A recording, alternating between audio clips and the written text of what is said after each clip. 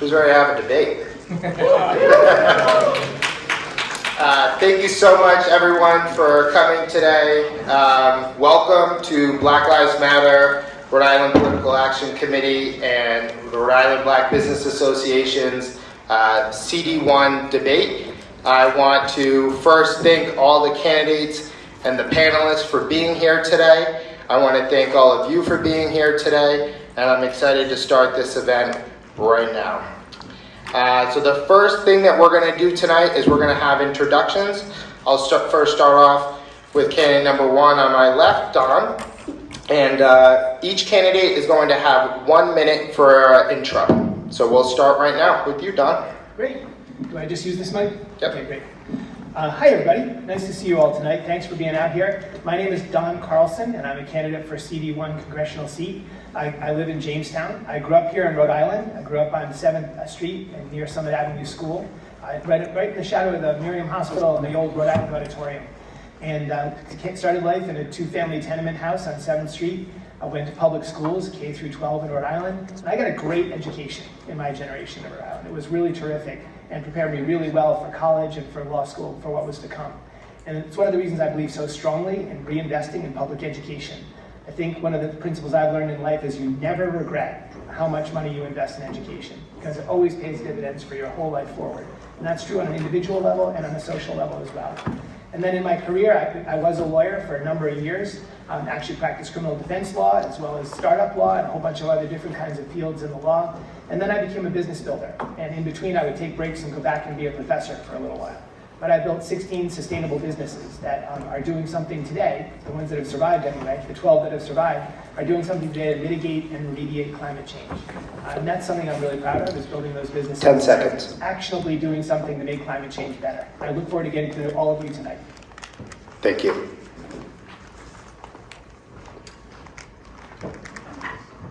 Hi everyone, thank you all for being here and thank you for your engagement during this process. My name is John Gonsalves. I'm a 2-term city councilman representing the east side and downtown in the city of Providence. And my story is very similar to the people who live in Rhode Island. I grew up in poverty to a single parent household, and the struggle that so many people face in Rhode Island isn't theoretical to me. The reason why I'm in this fight is because so many people are struggling. People are worried about the cost of living. They're worried about housing. They're worried about reproductive rights. They're worried about our climate crisis. We need a fierce advocate at the federal level who can get the job done. And it's exactly what I've done as a local legislator, having been the lead sponsor on over 70 pieces of past legislation. But the other piece that I want to share, which is critically important, is that I'm a teacher. So when we think about standing up to our gun lobby, when we think about standing up for the issues that really matter for our children, families, and seniors, I encourage you to vote for a teacher to Congress. Thank you all for being here.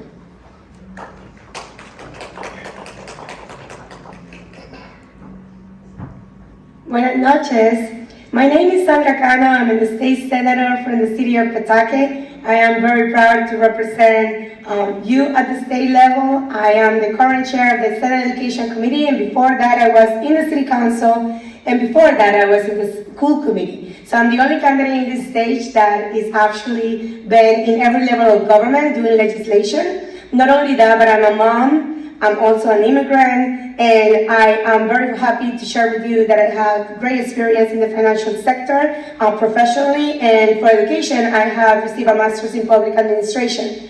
Why I'm running is because I really care deeply to make sure that policy works for all Rhode Islanders. And I do believe that we need representation that matters at the table.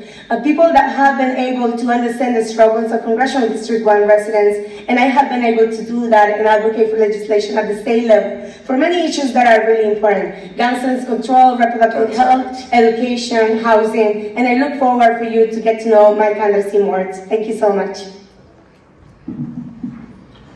Good evening, everybody. My name is Gabe Amo, and I'm running for Congress because I believe Rhode Islanders deserve a representative who can be effective from day one. I grew up here in Pawtucket. I currently live in Providence, and In my experience, I have lived a life that has been great because of the investments of so many in this community. My dad owns a liquor store. My mom has been a nurse in nursing homes, and they are hardworking people who inspired me to work at the heights of government. I had the opportunity to work for President Obama as a junior staffer in the Office of Intergovernmental Affairs here in Rhode Island as a senior member of former Governor Raimondo's team, and most recently, just 3 months ago, as the Special Assistant to the President and Deputy Director of Intergovernmental Affairs at the White House, where I helped local leaders across the country, mayors, governors, 10 seconds. deal with some of the biggest challenges of our day and invest in people and places around the country, and I want to use that experience to be effective for people here in Rhode Island. Good evening. Thank you to Black Lives Matter to put this together and give us the opportunity to send a message to you. My name is Anna Quesada. I'm a state senator for District 2 in Providence, and I'm very happy to be able to represent my district for the last 8 years. One of the things, since I'm a social worker, I'm somebody who, a regular Rhode Island, who went from the factory floor to the Senate floor, from the welfare office to the state office. Somebody who worked very hard for everything I have in life. Somebody who represents my district with the best of my knowledge, working hard for raising the minimum wage in Rhode Island to $15 an hour, protecting women's rights, making sure undocumented have the right to have a license, doing work for children to be able to have childcare, and many other legislation, making sure women who are able to do the rape without having a license, that was something that we work on in the Senate. And many other issues. I went to school late in my life, and I know how important is education. I'm part of the Judiciary Committee and part of the Education Committee, and I'm very happy to be here, and thank you everybody for being here tonight. Thank you. My name is Sabina Matos. I'm the Lieutenant Governor for the state of Rhode Island. Before that, I was in the Providence City Council for over 10 years. I served as the Providence City Council President. That's the role I had before becoming Lieutenant Governor.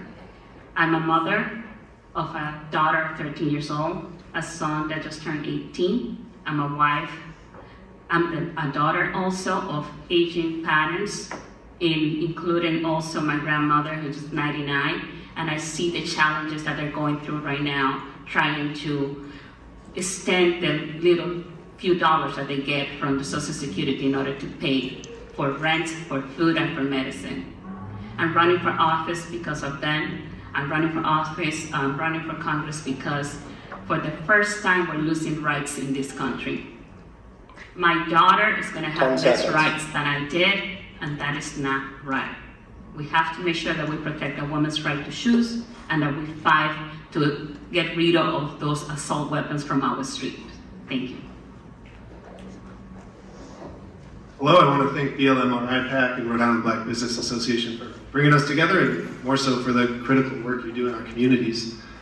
My name is Aaron Regenberg, and I started my career organizing with young people in the Providence Public Schools. Founded the Providence Student Union, and when I was there, students took on racist high-stakes testing policies in our state, and they won. They took on racist school transportation policies and won.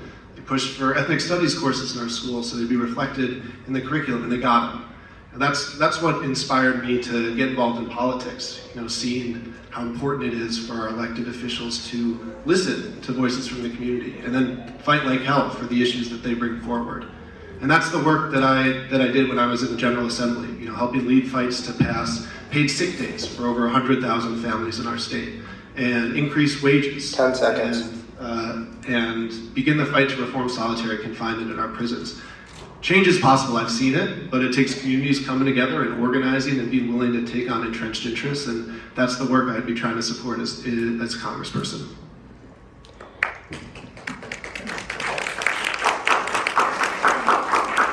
Thank you so much to all of the candidates who are here again. At this time, we have an esteemed group of panelists here from the community. that I would like to open up the candidates to their questions. And so what we'll go is from left to right, or my left to the right, and we will start it off with the President and CEO of the Rhode Island Black Business Association, Lisa Wrangler.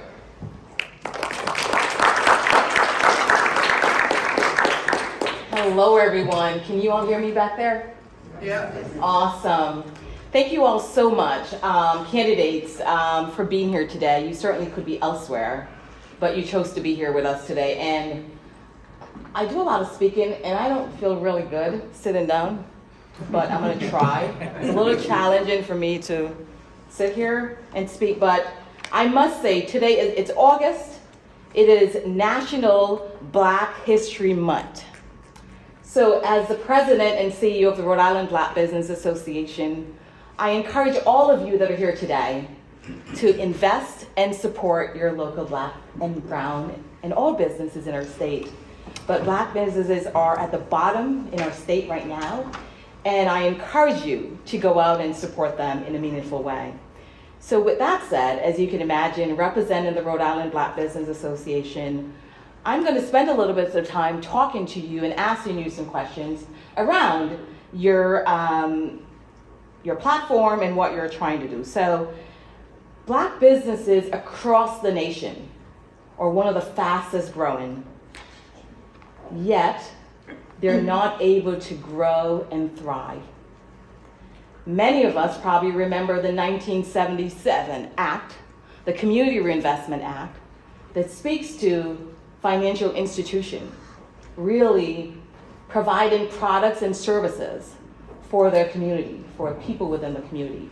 We know that Black and brown businesses have been shut out historically from accessing contracts, accessing loan, able to grow jobs, and really impact the state's economy. Many of you probably heard me talk about this number, 4,768 Black-owned businesses in the state of Rhode Island. And sadly, only 4% of those businesses are able to have any employees. So I'm going to let that sit for a moment. 90% of small businesses hold very little funding as it relates to making payrolls. If you are elected to go to Congress, I want you to speak actionable. What would you do as a congressperson representing Rhode Island to ensure that Black and brown businesses who are currently at the bottom moved in a place where, one, they're able to create jobs, they're able to access loans, right? What would you do about this 1977 Community Reinvestment Act that does not work for the community that it was intended to do? We'll go to the right this time with Aaron. Thank you, Lisa, and thank you for laying out. I mean, we know that Black businesses have been systematically shut out of access to credit, access to capital, and we know there's a real long history of racist banks working to shut communities of color out, and that was one part of what the CRA was intended to resolve. I think that the legal framework around the CRA does not have enough community accountability, right? Banks get to say we're going to take a portion of our investments and put them in the community, but there's no real structure to say, well, how does that go, and who are you investing in, and is it actually working for the people who it should be? So I think there's a lot of work that needs to be done to expand that accountability system. I think at the federal level we need to be prioritizing in every federal program, in every federal contract, making sure that we're getting those to minority-owned businesses. And again, part of that is implementation, because there are goals and then they're often not met. I also think, talking about the payroll and having those resources, an issue that I hear the most often when I'm talking to business owners, it feels like, is health insurance. 30 seconds. The bureaucracy, the hassle, the cost of rising health insurance. It seems crazy to me that we have a system where we're putting all of the responsibility for health coverage onto business owners, and particularly it's going to disproportionately impact Black business owners who don't have that funding set aside. And that's why I think we should do what every other country does and have Medicare for all. That's something that we often think about as helping patients. That's going to help businesses, and it's going to help, in particular, businesses that struggle with some of these issues.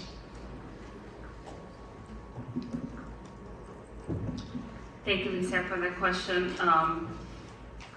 The Community Reimbursement Act is not implemented the way it should be.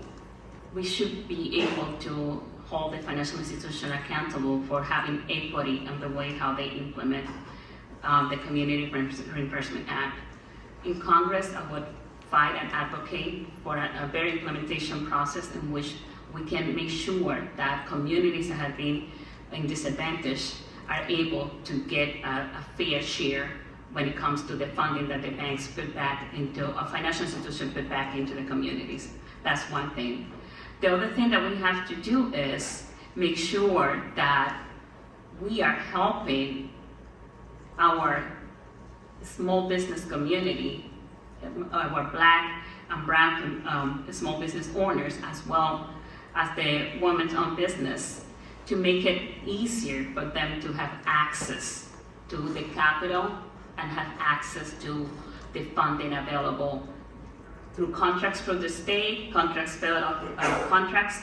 Right now, and you and I have had this conversation before, and I had the conversation with many members of the community.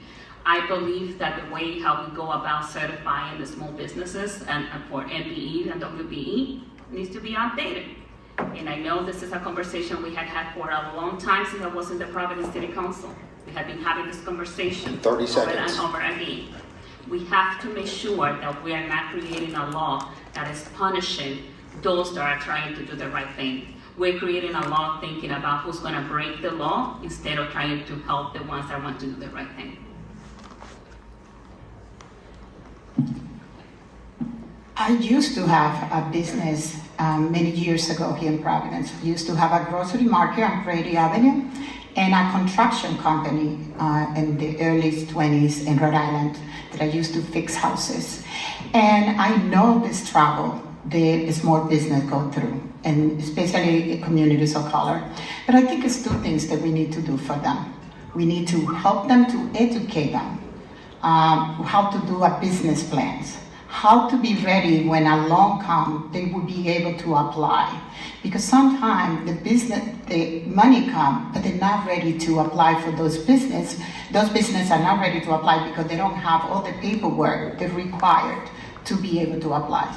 My daughter has a food truck right now, and I see all the struggle that she goes town by town. They have different license that you have to apply. How do you do it? And many other things. As a congresswoman, I made sure that we're bringing enough resources to Rhode Island to help our small business, to educate them, to help them to grow, because that's one of the biggest issues that I really feel that most of small business have. I feel very sad when any big company comes to Rhode Island and the city council and everybody give them a tax break, but they don't give it to a small business. They don't help them. I don't see, they're going to be a big hotel, they bring in work. Who's going to clean the beds if they don't have workers? They have to have workers. 30 seconds. And I don't believe that only tax break go for big business and never nothing for small people popping that business who on the corner working 7 days a week for the business. And that's something that I will fight to make sure resources come to Rhode Island to help a small business. Thank you. Thank you. I think this is a great question. My dad's a Black business owner. I hope he's a dues-paying member of RIBBA. If not, we'll talk to him after. But the CRA is an important tool.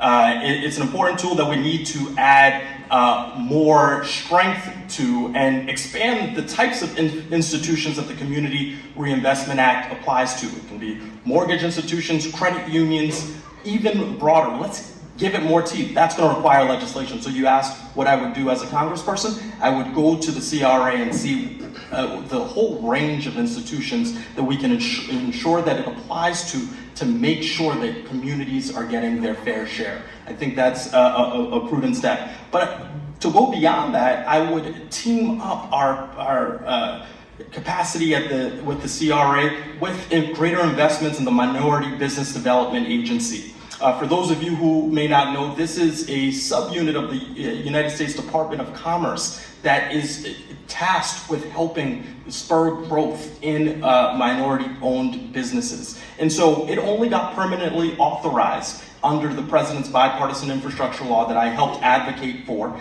and got lots of major support, including from leaders in the Congressional Black Caucus. So it's incredibly critical that we make sure that MBDA has real resources to team up with the other parts of government who are active, including the SBA, to make sure that we are giving every opportunity to our Black businesses and all of our businesses that are minority-led to thrive.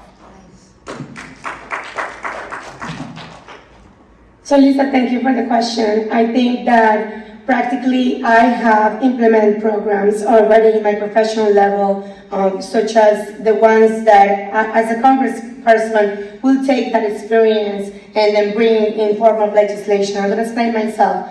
I worked for a credit union for 13 years doing exactly that, creating policies that will close the gap between the underserved communities and the small business owners with access to capital, and making sure that we were creating partnerships with local organizations just like RIBBA to make sure that we get those loans out to the streets where the small business owners really do need to empower our communities. So I would do two things. First of all, the Community Reinvestment Act really lack the expertise for people that really have done the work at the ground to make sure that they know that these eligibility standards that they put, there needs to be more flexible. For example, sometimes we put like credit scores that are 620, 680 for business owners to get access to capital. That's not always the case. We have to be very mindful that sometimes, especially after the pandemic, the credit can be affected for some things. So what we did at the credit union level was change those flexible rules and making sure that we do things like making sure that the RIBBA Association create a reference letter so they have the opportunity to have that access to capital programs. So not only get accountability, but also get technical assistance, making sure that we have those policies in place to create grants and collateral for small businesses to get access to those programs. So I will take that experience into Congress and create policy that works for the small business community. Thank you, Lisa, for that question, and thank you for your leadership, especially here in Rhode Island. I just want to start off by saying that the CRA is an important start, but it's what we hear all the time. There's a lot of lip service, but there's no real implementation in terms of the compliance. So at the local level, I'll just give you a couple of examples of what I have done and what I intend to do should I be elected to Congress. So if we look at our MBE requirements on the local level, we have seen it far and far too often where there is no real compliance standards and there is no real accountability. So there are developers who are getting off the hook on not ensuring that they're including 10% women and minority-owned business-owned contractors into their projects. And that's an abdication of responsibility. When we think about what we need to do at the federal level, particularly given how so many people in our communities are struggling.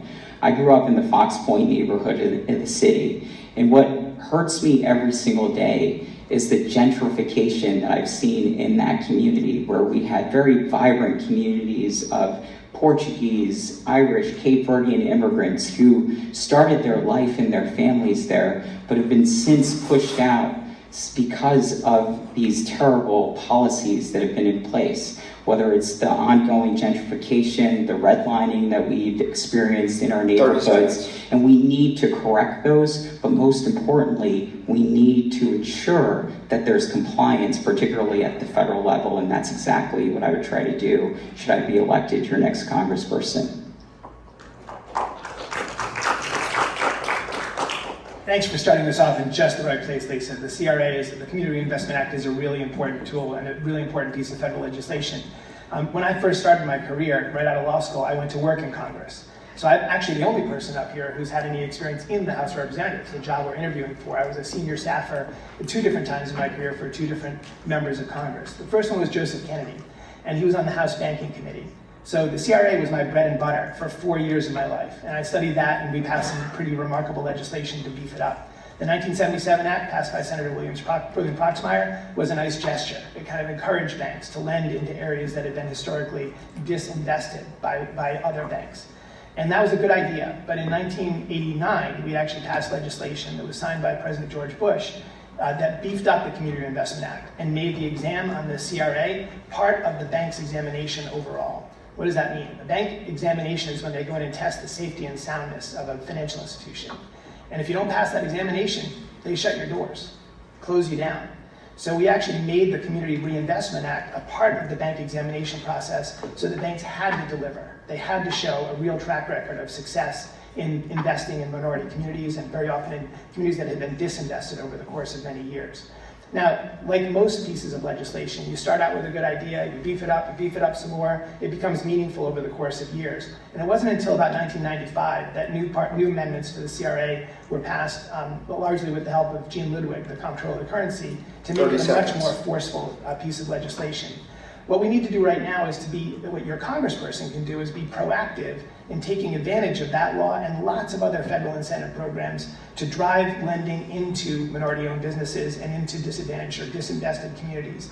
It's a really important idea. Businesses live on credit. They thrive on credit. They need credit to survive. 5 seconds. And it's that credit that we need to drive into those communities.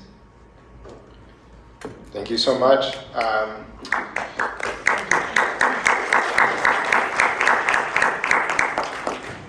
So we have one more candidate joining the stage with us today. What we'll do is we will add a quick 50 seconds intro, and then we will go on to our next panelist question. Welcome.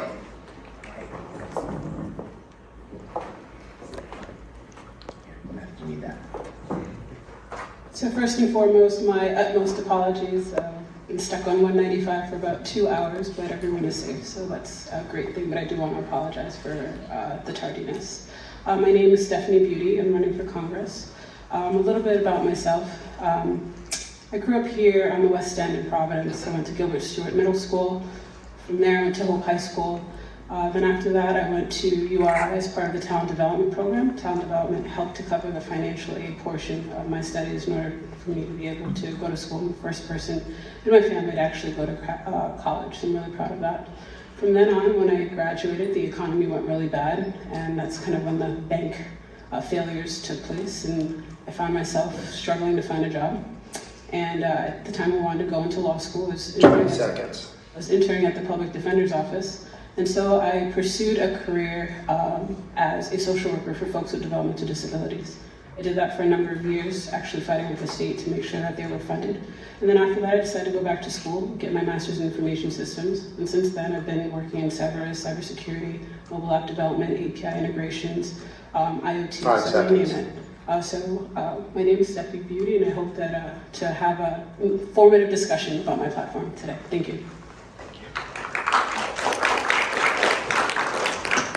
Thank you and welcome.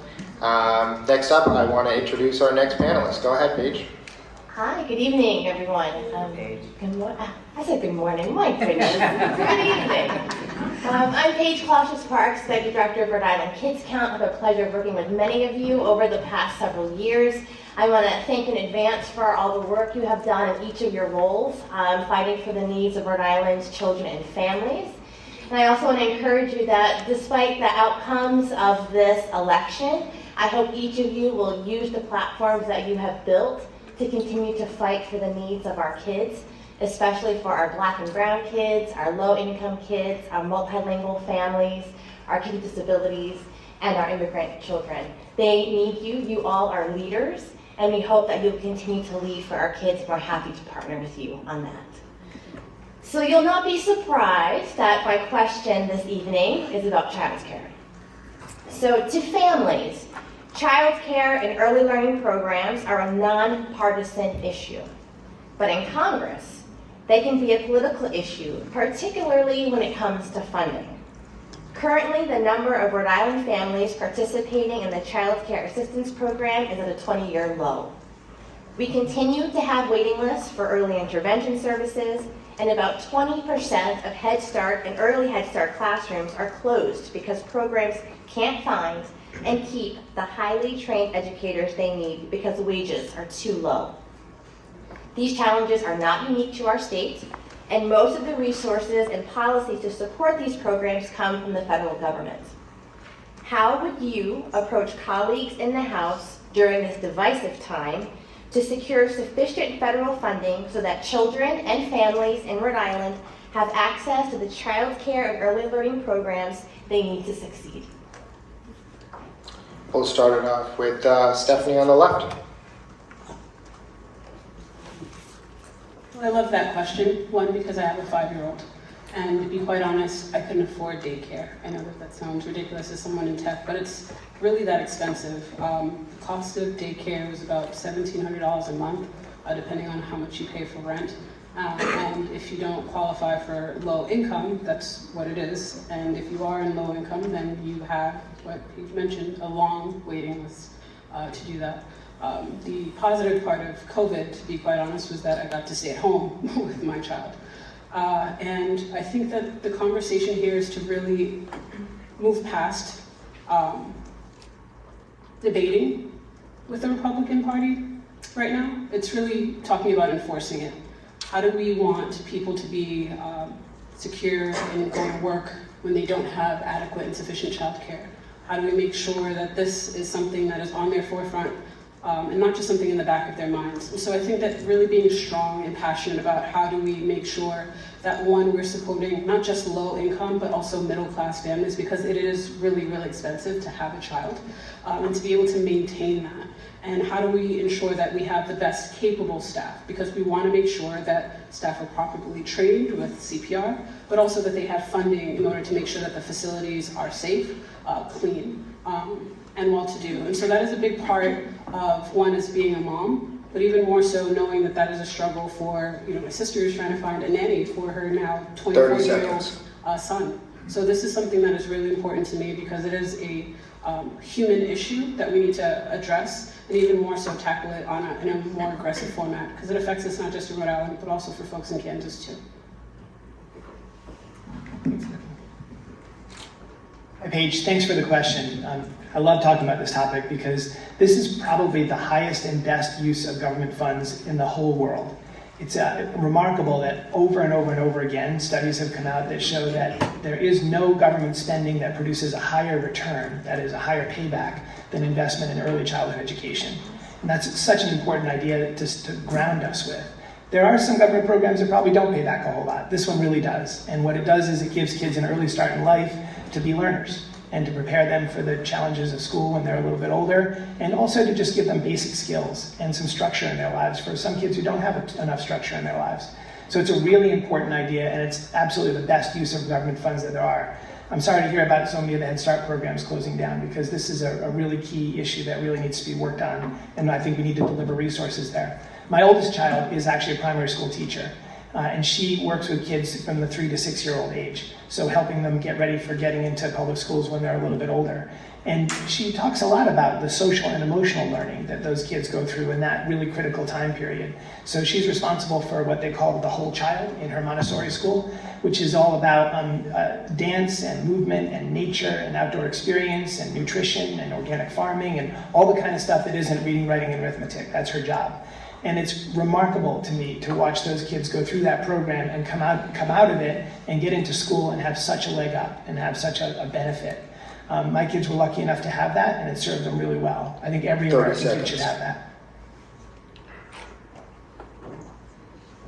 Thank you for this very, very important question. And I can assure you today, and say this to the rest of the crowd, that this will be a top priority should I be elected your congressperson. So I want to start off about why this work isn't theoretical for me. So first off, I was a beneficiary of Head Start. So it's personal to me. Anybody on this stage go to Providence Public Schools as a kid? Providence Public Schools. Yeah. Summit Avenue School. Okay, so I went. You're gonna do it for the Yes. General public. Yes, well, I went to Providence Public Schools from K through 8, and I had that experience. The other experience that I have is I've been a teacher for nearly the last decade, so this work isn't theoretical for me. I'm a 4th grade teacher, so all the things that my colleagues are talking about in terms of social emotional learning and the important things that our kids need in classrooms, that's what I've done for nearly the last decade as an educator. And I just want to say, as a legislator, what I'm responsible for as the chair of public property is helping disperse over $700 million in public school bonds, because I'm deeply passionate about this issue. But when it comes to childcare, one of the things that I'm going to fight for at the federal level is universal pre-K and childcare for all of our families. Yes, we can clap for that, because that's what our families absolutely need. 30 seconds. And we also need to fight for free childcare for all. That's an important piece of legislation at the federal level. We need to make sure that we are raising the Wage Act so that families have access and capacity to actually send their kids to childcare. This is 10 an seconds. equity issue, and I will fight tooth and nail to make sure that we fix and correct the racial and economic inequality that we're experiencing, and that certainly starts with childcare. So I really appreciate that question. Thank you so much.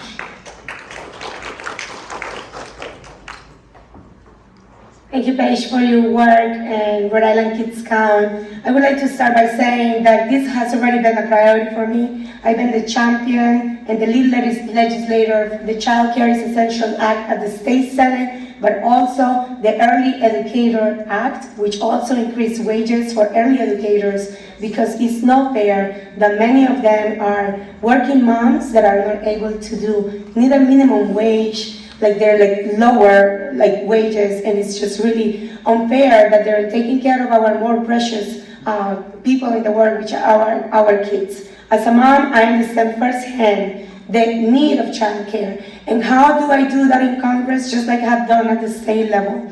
For many years, we have done deep investment at the state level for our child care system. And what I have done here is just making sure that our legislators at the state Senate believe, and in the General Assembly believe, that this is an economic issue. If we do investments in child care and early education, that is going to translate to our economy, because our working families are going to be able to go and be part of our, working force. And that is very important. So I will translate that experience that I've done that at the federal level. But the most important thing is that I have good news. I have also, as a chair of the Education Committee, have implemented a holistic approach with the work of the Right from the Sky campaign. There is a group here in Rhode Island that is organizing, and what we have done is do a holistic way with the child care system, pre-K system, early education system is together, so we have a holistic blend, and by 2028 in Rhode Island, we will have universal pre-K school and making sure that no more classrooms will be closed here in Rhode Island, but we need investments from the federal level, and I will pledge to do that. Thank you. Thank you, Paige, for that question, and thank you for all the work that you've led. I want to go deeper into the specifics of your question. In approaching Republicans and thinking about a bipartisan argument here, I think we've heard the theme of making it an economic argument. We saw how effective the expanded child tax credit was. Going to the results of that, we saw a lot of that in the research come back that people were using that expanded child tax credit for childcare. And so making a compelling case that this is a really important need for our economy is central in getting some Republican support. You even had people like Mitt Romney be supportive of a child tax credit. So you've got some targets there. Going further, I think this is some of the biggest unfinished business of the Biden-Harris first term, right? We're 2+ years in. There were elements of taking care of our care economy, caregivers at every level, from child care to elder care. This is something that we have to look at very critically in 3 ways. One, I think we should look and explore a cap on the amount of a household's income that is going to child care. It can't be, 30%, it can't be 40%, and you see that for so many families. We also need to make sure that we're funding both providers, many of whom are black and brown, and making sure that they are funded from the federal level, 30 seconds. in addition to trying to recruit additional talent to offer this critical service. And ultimately, I think what we need to do is make sure that we are valuing both the work and the goals. And so if we go forward here, I do think universal pre-K is achievable, and we have to set it as a North 10 Star seconds. to make sure that child care through the whole system is something that we're thinking through. Nice to see you, Paige. I've been missing seeing you at the Senate. But it's a few things that we need to do. Childcare is such an important issue for so many working mothers like I am. And I remember I had 3 children, and for me at the beginning it was very hard, but I used to work in factory, then I didn't have no problem being able to qualify to childcare assistant. But one of the issues that we have, when we passed the minimum wage, that was my bill, one of the things that I called the DHS office and I said, how does this affect working families? And one of the things that I was very surprised is there's somebody who making $14 an hour do not qualify for child care anymore. And that is unbelievable. How somebody making $14 an hour would not qualify. And one of the things that we need to do in Washington is to raise the poverty level in the United States. It's too low, and many families do not qualify for child care. And that needs to be fixed. We need to raise the poverty level in this country. It's unbelievable that somebody making $14 an hour do not qualify for child care. We need universal child care. We need to pay more money to the people who work the most with our children, who take care of them, and to send back people to work. Many moms not being able to be back to work because do not qualify for child care. And as a congresswoman, 30 I think seconds. I would fight for that to be changed, because that's not been changed since 1964 when that act was done in the United States, and it needs to be fixed, and it has to be fixed in Washington. Thank you. Thank you. I think one of the great things about being in Rhode Island is that we have candidates that agree in what is important for our working families. We are fortunate because there are other states that don't have what we have here. So as you can hear, most of us, or all of us, agree that there should be more resources from the federal government for child care. But we also have to make sure that we provide more resources for families to be able to have options about where they want their kids to go. If they want to stay with a family home daycare, there should be more resources to help them have their children to go into a family home daycare. I can tell you, as someone that experienced both, I had my kids experience both the home daycare with a family as well as a center. And we should be able to provide those resources from the federal level to be available for the families to be able to have their kids go into child care and early education. One of the hardest things that I have gone through is when I have a family that calls me because they applied for the pre-K lottery and their child was not picked. And they're struggling trying to figure out what they're gonna do. Does one of the parents will have to leave their job? Unfortunately, most of the time it's the mother, right? 30 What seconds. does that do for the woman and her career and for her future? And when she's going to retire for her income. So this is an issue that is, I believe all of us agree, we have to make sure that the federal government provide more resources for childcare. Thank you, Paige, for your incredibly important work. Our system is upside down. I've got a 2-year-old, and every time I drop him off at daycare, hand him over to these 2 teachers, and there's like 11 toddlers running around like crazy, and these 2 folks have to care for them and teach them all day, every day, and provide love and education. And they should be millionaires. Like, that is some of the most important and challenging work that there is in our society. And yet we have a system that pays them poverty wages, right? It is completely upside down. We need to be raising wages and benefits. I remember when we were writing our paid sick days legislation, the home child care providers came to me and said, we've been having trouble negotiating sick days with the state. We need your help. Can you put us in this legislation? And we wrote it to cover them. And there was a lot of pressure from a bunch of different forces to strip them out as the legislation was making its way through the process. My response every time was, no freaking way. These are the people who are caring for our kids. It's the most important work. Of course they need to have benefits like paid sick days. You know, Gabe mentioned that this was a big part of Biden's initial Build Back Better agenda, the care economy, long-term care and child care, both investing and making sure that people have access and that the workers who are doing this incredibly important work get the compensation they deserve. And I know you mentioned Republicans, but I don't want to sound too pessimistic. There's work to do on the Democratic side, because it was Democrats that stripped that out of Biden's Build Back Better agenda, right? It was Senator Manchin and Sinema and conservatives, Dems on the House side. You know, the Congressional Progressive Caucus, which is the caucus David Cicilline helped lead, that I'm proud to have endorsed me, they are making this a priority for this year, organizing, building a foundation so that the moment we win back control in 2024, we're coming in guns blazing saying, we're going to invest in childcare, and I'd be really, really proud to be able to support that work. Thank you so much. We're going to go to our next panelist. Zay, go ahead.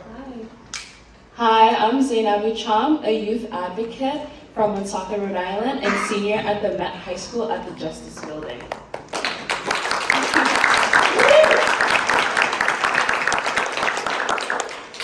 I am also CEO and founder of Sunubadi, an online West African boutique that ethically sources African products imported from Senegal, West Africa. Today, I'm here speaking on not just the youth of Rhode Island, but for all of the marginalized BIPOC students whose voices are consistently silenced and ignored. The significance of education in preventing criminal behavior cannot be overlooked. I know personally. As a Black first-generation youth, I have friends from all walks of life, and I've seen the effects that it can do to them. My question for you all is, how do you plan to back initiatives aimed at enhancing and supporting educational opportunities in BIPOC communities and curbing the school-to-prison pipeline? We'll go Stephanie. Sure.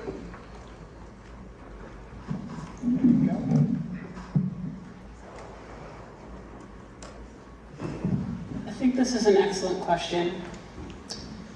So one of the things about Hope High, the nickname actually is called Hope for the Hopeless, right? So a lot of folks who say don't survive, you either have teenage pregnancy, you're arrested, and if you're part of the small group that happens to make it out of Hope High School, you go to college.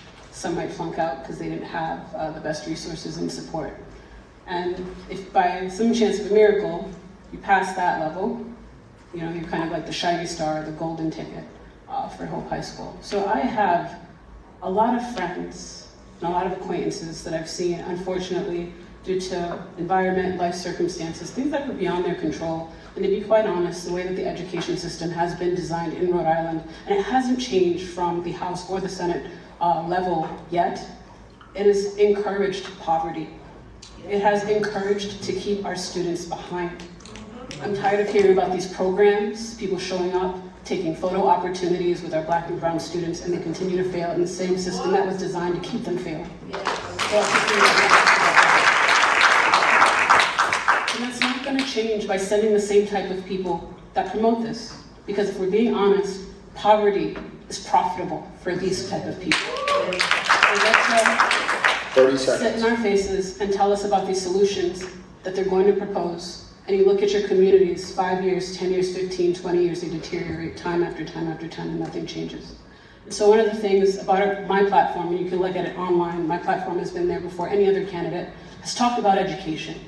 Really funneling the pipeline to give you an option besides college.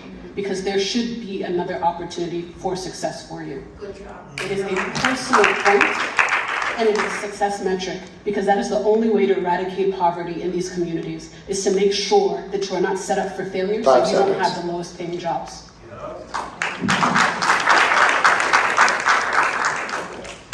Good job, Phil. Some of these answers are pretty easy and straightforward, hard to implement. For example, one of them would be reinstating affirmative action at every level of our public school system and throughout colleges. So that's one thing that I think we can all agree on, is that we need to find ways to overrule this regressive Supreme Court and reinstate affirmative action for folks to have equal opportunity. I think that's a really important priority for our society. There's a lot of things we can do in education. It's an area, I think, as I said at the top of the hour, that we will never regret the money that we invest in education as a society. A lot of people have said over the years from the founding of this country that it is the cornerstone of democracy. In order to have good citizens, you have to be people who are educated and understand civics and understand literature and understand math and science, not just for earning good money, but also for being good members of our society and good citizens. So we will always be grateful for the money that we invest in education.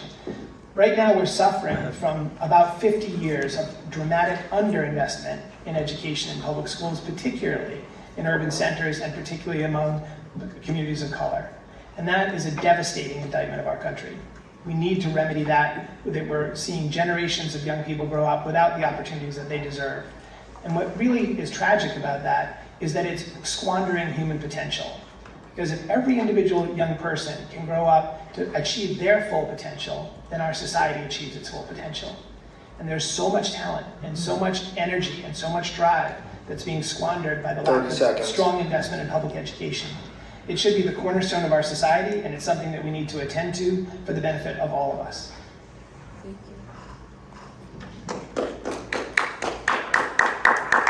Thank you for this question. I really appreciate it. So I think what's at the root of this, and if we're going to be completely honest and completely frank, is that Black and brown communities always get the short end of the stick. It is the reality. And if you look at our public schools, there has been historic disinvestment in our schools, almost criminally underfunded. And so we need leadership at the federal level that's going to stand up and make sure that we're bringing as many federal resources back to our state and back to our education system, particularly in our urban cores where there's so much disparity. Now, I'll say from my own personal experience, when I was 12 years old, I was lucky enough to go to Nathaniel Green Middle School. And it was actually then Congressman Cicilline who helped me get into that school, and that changed my trajectory forever. I was able to get into the Wheeler School and then go to Brown for undergrad and grad school. But that should not be an exception. That should be the norm for all of our kids, all of our Black and brown children, and that's exactly why I'm in this fight. We don't need more saviors that are going to give us lip service, say one thing and then do another, and not put our communities first, and that's exactly why I'm in this fight.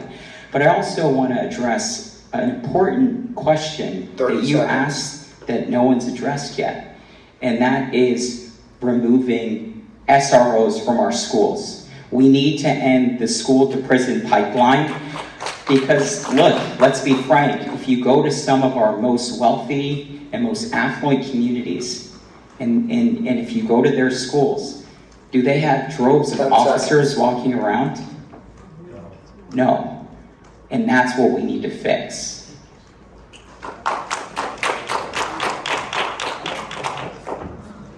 Thank you for your question, and thank you for making Pawtucket proud. Certainly, I'm really excited to see you here today. I think that a lot of the things that you said comes to one word that we underutilize or sometimes overutilize when it's convenient, which is equity.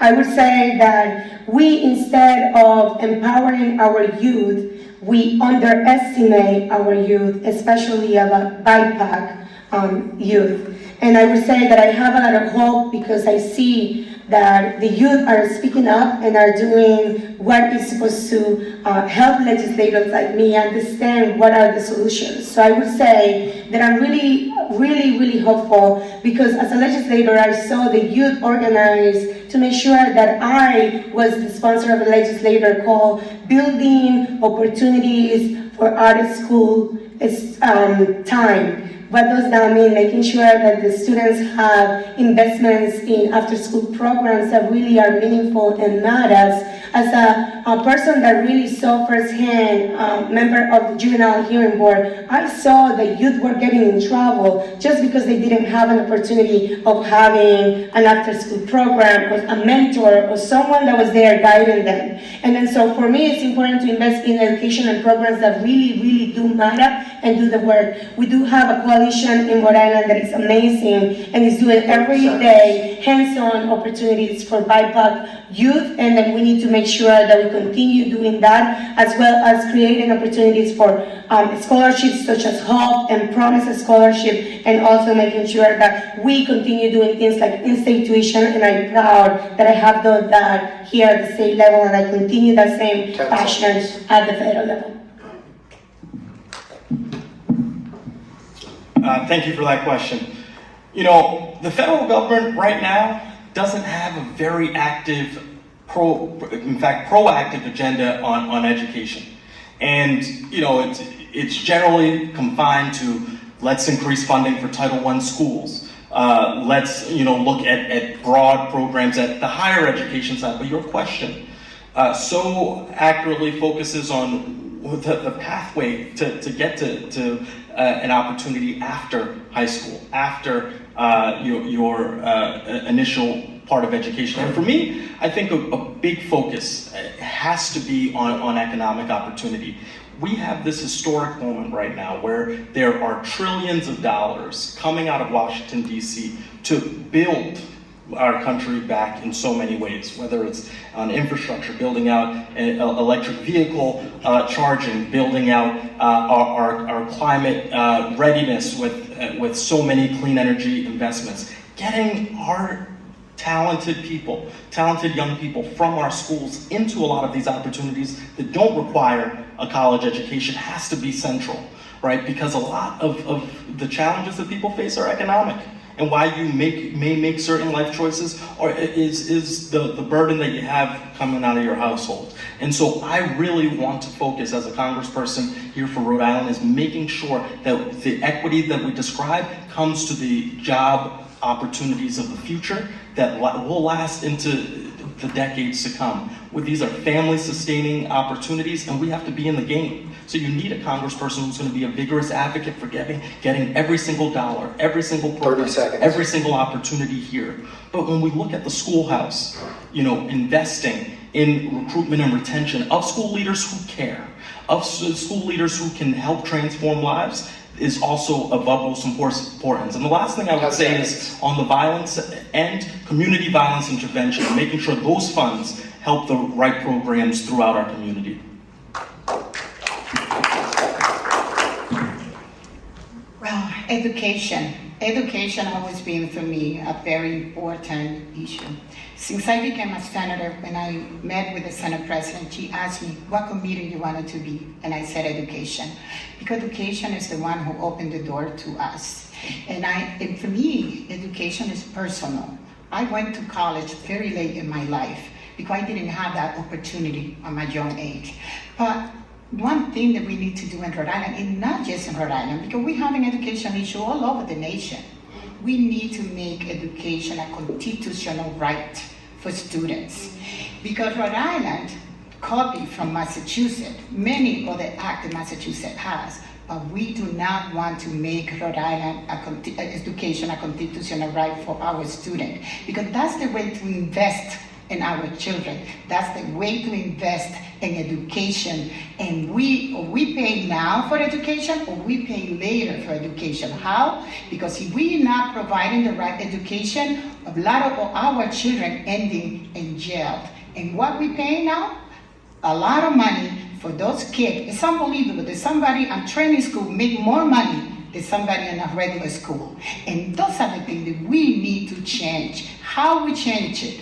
We need to bring more resources. We have to make sure that our school have the money and the resource that they need, and that we are providing. And that's the way to bring it from Washington. But not just in Rhode Island, need to be a 30 seconds. in every state. Education should be a constitutional right for children to have the best education possible. As your congressman, I guarantee you that I will fight hard for every state to have the money and the resources they need to make education better for every student, not depending what zip code you live on. Thank you. I agree that we need more resources for education, but I want to give you a different perspective. Earlier, Councilman Goncalves asked who went to the Providence Public School here. At least Senator Quesada and I went to Dominican Republic, so we didn't go to the public schools here.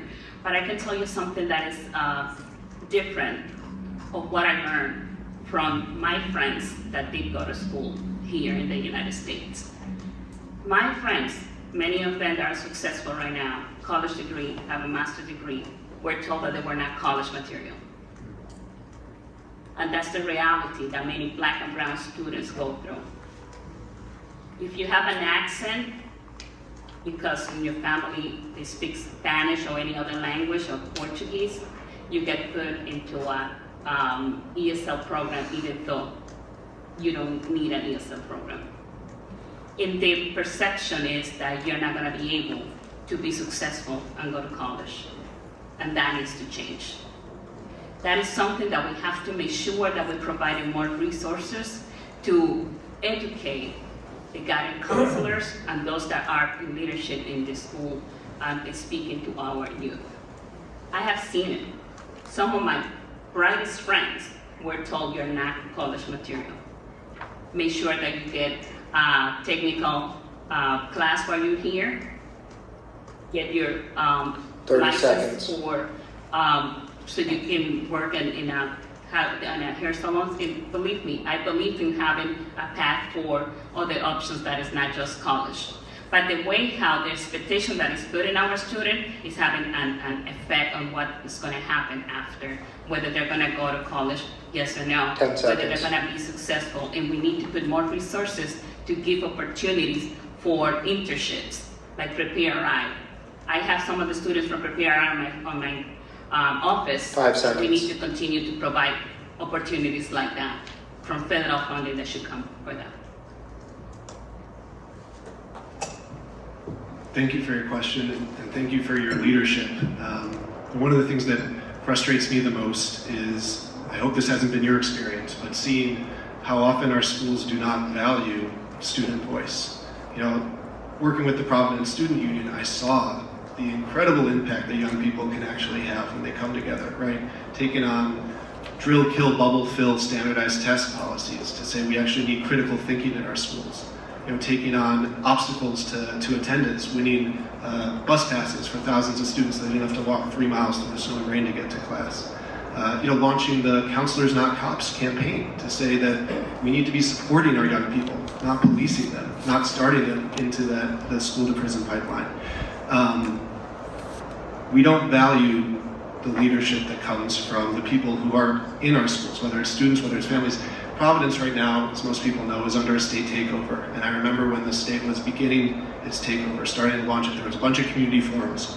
And so many young people from our youth orgs, just from schools, families came out, educators came out, and they were saying, we have all these ideas. We know what works. We know what doesn't work because we're living it every day. Let us into this process. Give us real leadership roles. And there was such a wasted opportunity there because, again, the approach was this top-down system that does not work. So I think we need to be working to empower our young people, empower our families, empower our educators. One other thing at the federal level, I think it's really important that we remember that education is not just impacted by what happens within the walls of the classroom, right? You know, young people, housing policy is education justice because it's really hard to learn and do your homework when you're housing insecure, when your family's dealing with you know, potential homelessness. Food policy, the farm bill is education justice because it's really hard to learn when you're hungry, you're not getting the nutrition you need, and that is all decided by federal policy. So we need to be thinking about what happens in our schools and the larger picture of how students are kept back in so many ways.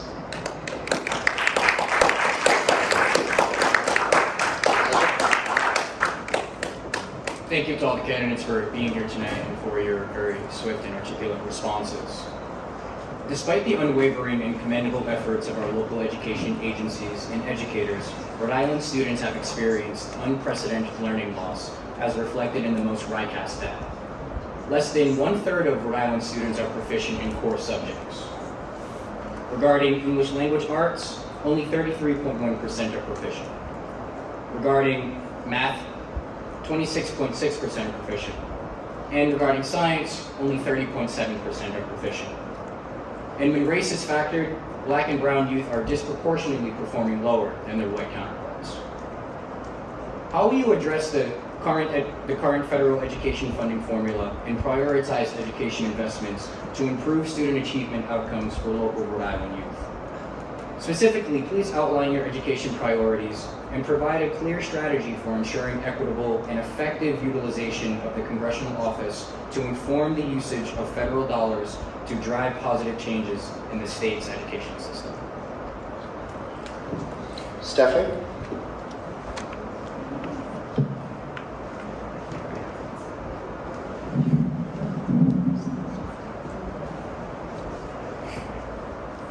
That's a great question.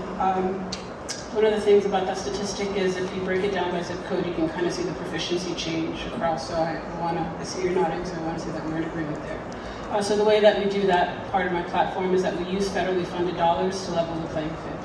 So Kiwan, who lives on the south side, doesn't have to compete with Keith, who lives in Jamestown. And they're both going to learn the same quote-unquote type of education, but when we're being quite honest that that's not truly the case.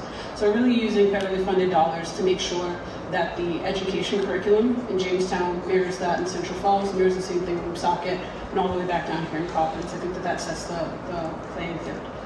How do I plan to outline that? I think that looking at it from a zip code perspective, and then looking at it from a education perspective, what type of teachers are part of the curriculum in Jamestown, their certifications, and making sure that we have the same thing. Because if you look at Hope High School, right across the street is Moses Brown, and you see the clear disparities, and it's across the street, right? So that's very evident of what the problem is and how broken that is. Another piece is really creating a pipeline that when you're part of your school, that there is a resource that you're tapped into. One of the great things about New York that they do in their school system is if you're interested in a particular trade, I want you to make sure that you have that certification. So now if you are trying to apply for a job and your manager is racist, you have that certification already, so you're not going through those hoops and those steps. So we're creating a funnel of opportunity there. So part of the education curriculum isn't being based on standardized test scores, but really job preparedness and readiness so that way you can be successful. How do we look at science, hands-on learning? How do we build with math, hands-on learning, Legos, architecture, design? There's so many different ways that we can kind of move the margin instead of just having people circle A, B, or C, or pick one, right? So I think there's a unique set of skill set that we can kind of bring in with federally funded dollars to help support our teachers so that way they have the resources that they need, and we level the playing field across the board.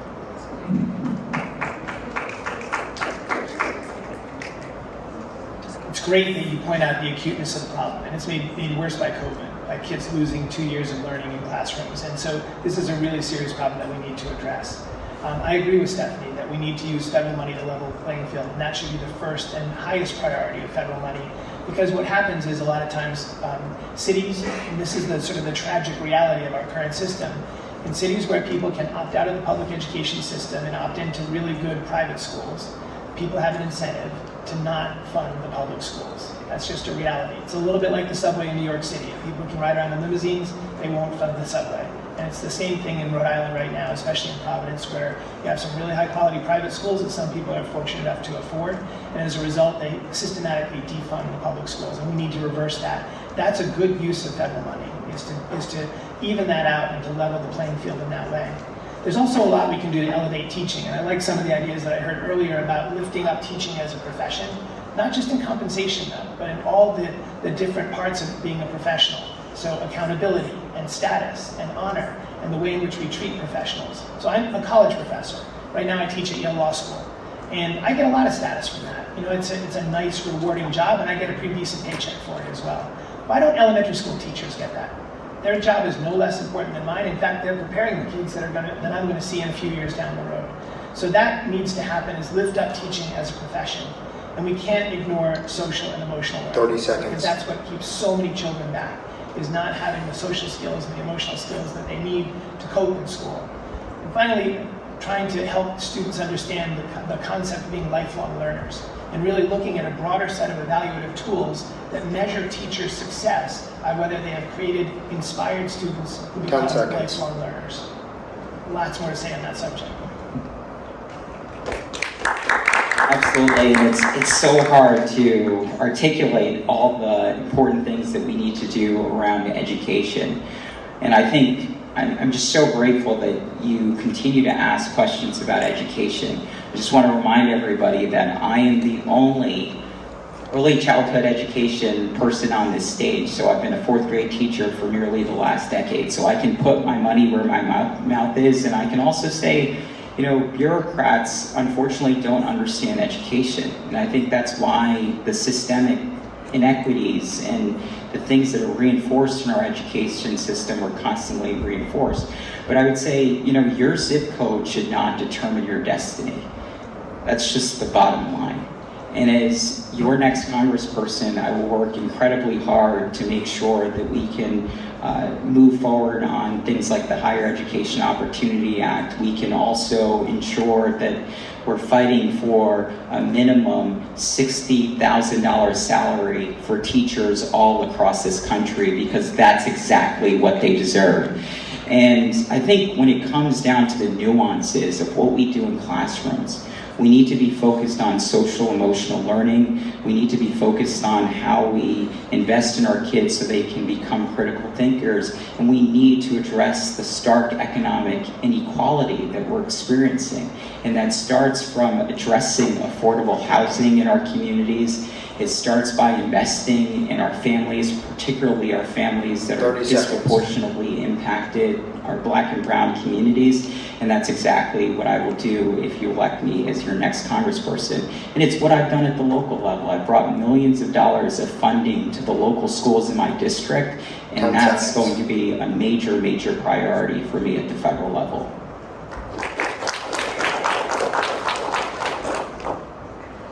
Thank you, Elijah. Education is my #1 policy priority. It's always been since I was elected into the school committee. Why? Because I believe education is an equalizer. It really worked for me and many families in Rhode Island.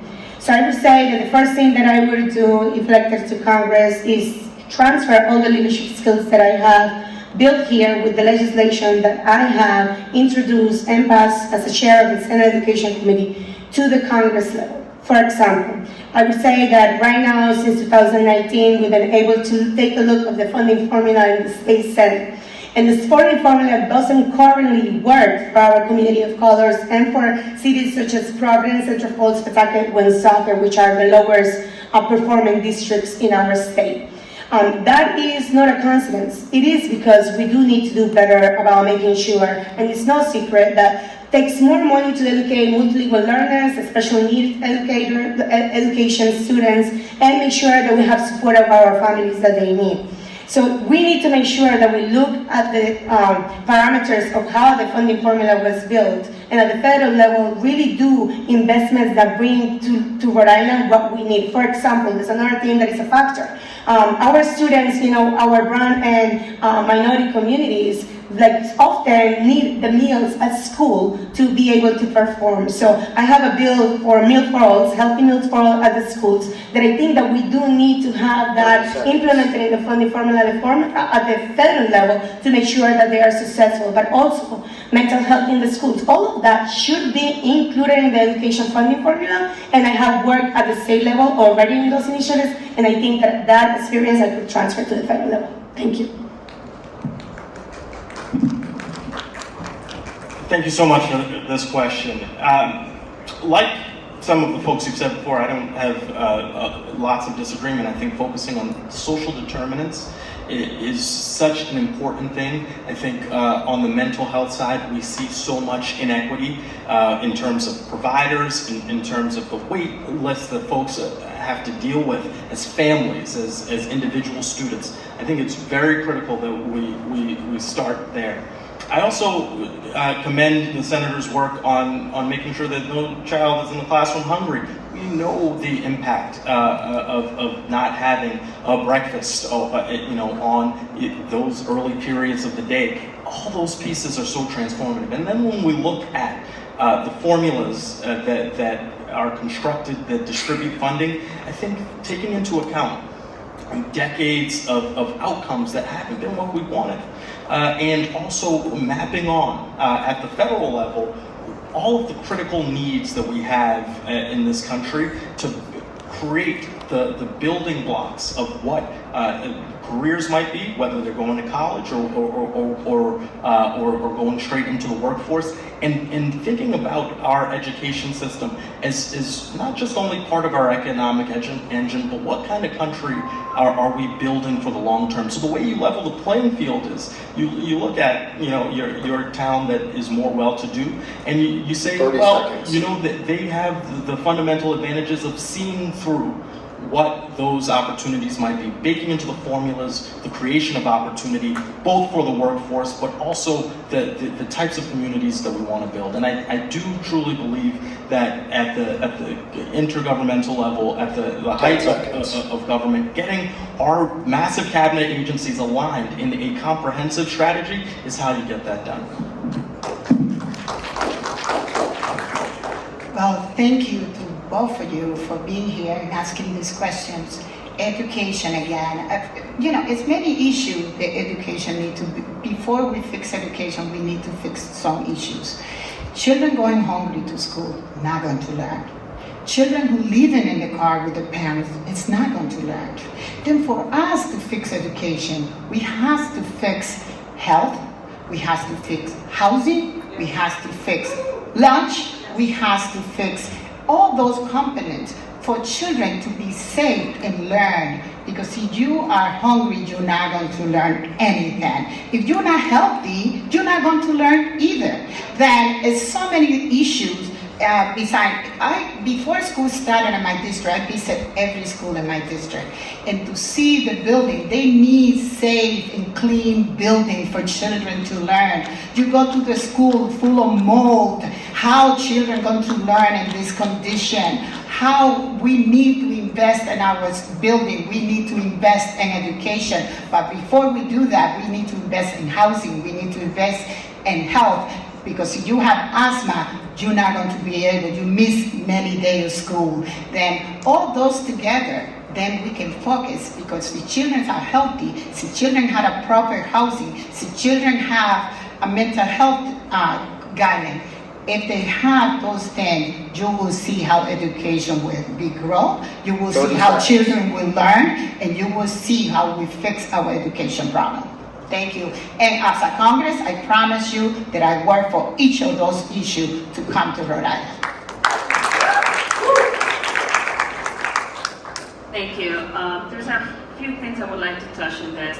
The first one, as someone that was president of the Providence City Council, who worked on passing 10 budgets for the city of Providence, I can tell you that one of the biggest challenges that we have is how we are putting too much of the burden to educate our children on communities that don't have the resources.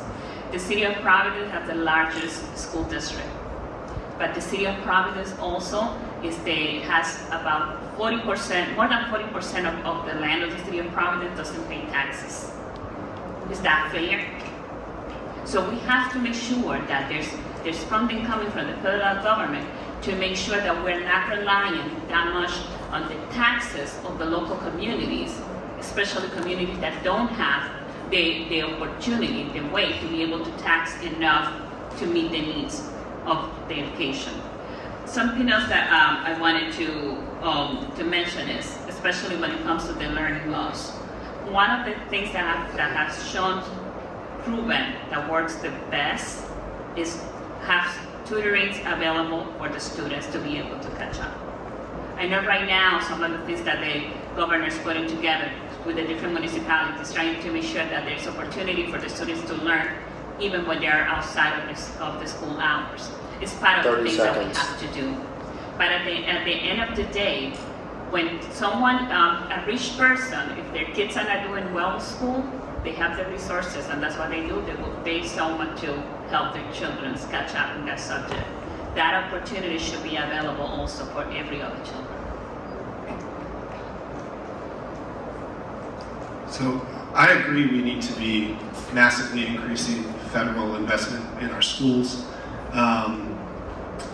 And don't tell us that we don't have those resources, right? Not while we're cutting taxes on the wealthiest Americans, not while we're lowering the corporate income tax on the biggest corporations in this country to basically nothing, right? Not while we're continuing to increase the Pentagon's budget year in and year out, right? We have the resources. It's a question of, are we going to prioritize our young people?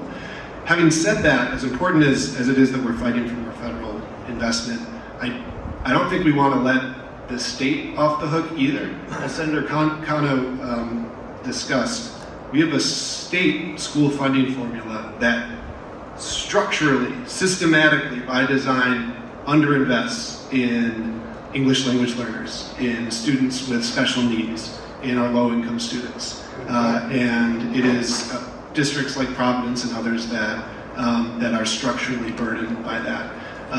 Again, that's a state issue. I know the state legislators here have fought for improvements in the school funding formula. I think that it's useful to think about the role that our next congressperson can play on state level policy. I think traditionally there's sometimes been a sense that the federal delegation just should focus on federal issues and leave state issues alone. But 30 seconds. Whoever of us is elected, we're going to be 1 out of 435 in Congress. I think any of us is going to be able to have an impact there, but there are problems. Here, it's a big platform, whoever's in Congress, and being willing to use that platform to put pressure on General Assembly leadership to really campaign on these issues for state change. Also, really quick, just want to say we need to have laws requiring a certain level of social workers per student. We need to provide the resources for schools to do that, because that is such an important issue that there's vast inequalities between schools around. Thank you to all the candidates, and most importantly, thank you to all the panelists who asked amazing questions.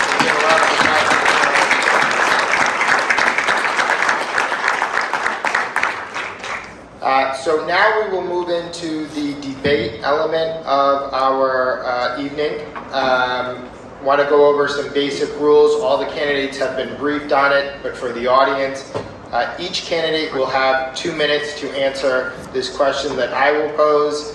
If a candidate is mentioned by another candidate, that candidate will have 30 seconds to respond. All of the candidates in the campaigns have been notified to keep their remarks to policy-centric solutions. And so let us begin. And oh, by the way, any of these questions can be answered. Raise your hand, and I'm assuming everybody will raise their hand, so I'll just pick on somebody. But my question is this: what unique qualities do you possess that set you apart from other candidates running in this race? Lieutenant Governor. Thank you. I spoke a little bit about this earlier. I believe that the state of Rhode Island have not sent a person of color to Congress. The state of Rhode Island have not sent a Democratic woman to Congress. The state of Rhode Island has not sent a working person to Congress that comes from the neighborhoods, right? I think it's about time that we send that person to the state of Rhode Island. And plus, I have the experience of being in elected office in the Providence City Council for the past, for more than 10 years, and I've been also serving at the statewide as Lieutenant Governor. I have been able to get things done in my community. Those of you that know me since the beginning in Olneyville, Silver Lakes neighborhood, Valley neighborhood of Providence, you can go and see the difference that has happened in those communities since I was serving there. I know how to work to get things done. I understand the challenges that when you get elected at the beginning, you think you can change everything right away, and then you go there and you realize that you have to work in collaboration with the people that are in the building to get things done. So I have the experience. I worked when I was in the city council, passed 10 budgets, we're passing with 10 budgets already. I have experience working for affordable housing and housing at all income 30 levels. seconds. Since I was in the local government. So I believe that makes me a qualified person to run and to bring someone that has worked in the jewelry factories like many Rhode Islanders that came here to this country without knowing the language, learning English, and also serving my community qualifies me. Thank you. Thank you. Anybody any takers? Yes. Thanks. So yeah, I would break it down into two things, leadership and experience. So first of all, I actually teach leadership, and I developed a leadership theory that I've used in a number of different corporations as well as educational institutions as being a leadership teacher. But more than teach it, I also practice it. As a first responder, I'm an EMT in my hometown. And in addition to that, as a business leader, where I've led divisions of companies, I've been CEOs of companies, and I've led a number of different organizations over the years, including not-for-profits, and including one that did a lot of work in trying to teach social and emotional learning and critical thinking skills in Rwanda. So the leadership bucket, I think, is an important one. It's also experience. So I've had a much longer career than some of the folks on this stage. When I first got out of law school, I actually worked in Congress and worked in the House of Representatives instead of running for Congress. And so that was, at that age, I thought that was a more appropriate thing for me to do, and I got great experience doing it and learned how the House of Representatives really works, so that I think I can hit the ground running on day one and really be effective as a legislator down there. I've worked in law, and I've represented indigent criminal defendants, I've represented startup companies, I've represented lots of folks that underscores the need for effective legislation. I know how to write legislation and how to implement it effectively. I've worked in education as a professor for many years at Williams College and now at Yale Law School. And I've worked in business, and so that whole panoply of experience, I think, is something that's unique to my candidacy here. And the interesting thing about the working in business part is it gives you the ability to work and bring accountability to the private sector. Right now, we've seen a whole string of incidents in this state where our state government has failed to work effectively with the private sector, whether it's Tidewater or the Vincent Street Armory or any number of other things like Revolution Wind No. 2, where contracts have fallen apart. And that shows that you need somebody in office who actually knows how to work effectively with folks in the private sector. Senator Kano. Thank you. Let's talk about leadership and experience. I am very proud to be from the community and for the community. And tonight, we talk about a lot of issues. And tonight, I have the pleasure to say to all of you that all of those issues I have championed at the state legislature. I'm gonna say what I did. Investments in Rhode Island with the care economy, access to capital and small businesses. I've been the champion to increase MBE and WBE at the state level. And not only that, I have called accountability to the governor many times to make sure that there is access for minority business enterprises. I have been the champion of Child Care is Essential Act. I've been the champion of the Early Educator Act. I have done not only protections for Social Security and Medicare, but I passed cover all kids at the state level.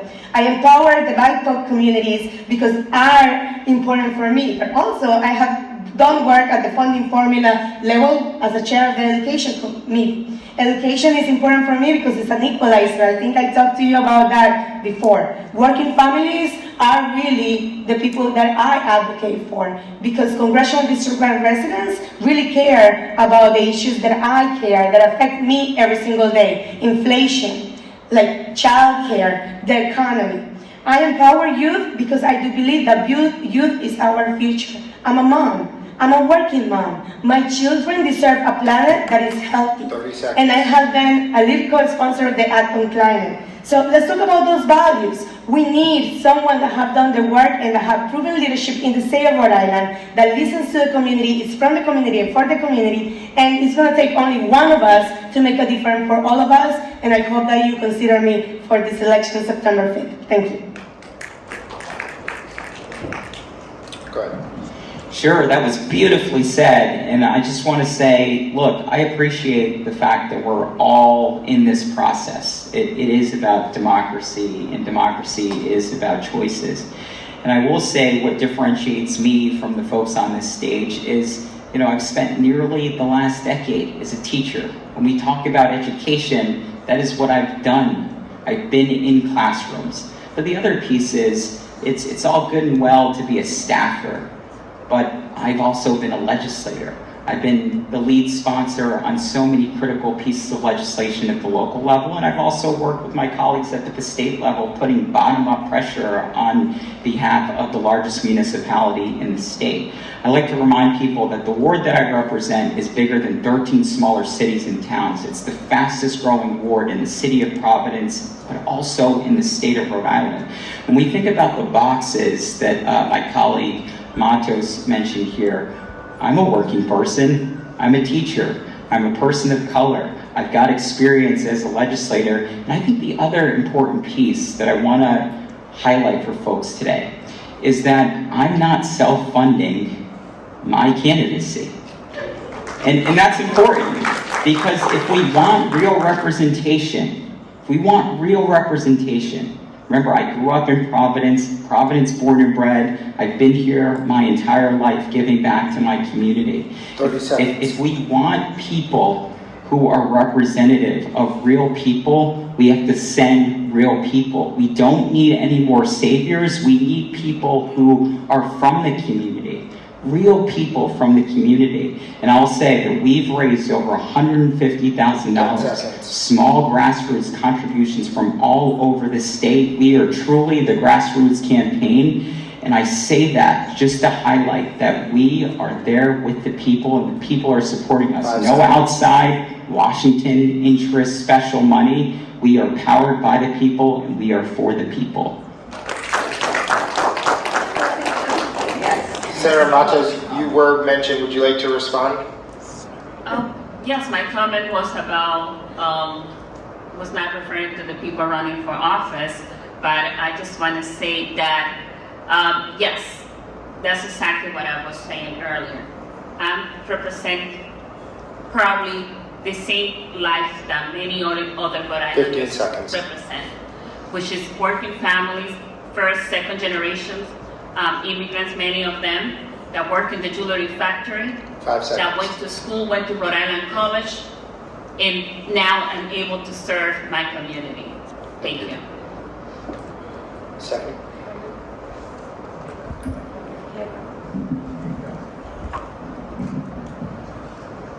So to the question about unique qualities that separate me from other officials, I think a lot of the questions that have been posed has been about issues with childcare, education formula, and everyone's going to talk about their tenured legislation. And if we're going to be honest, if it was working, then we wouldn't be here complaining about it, right? So I think that that's what separates me here.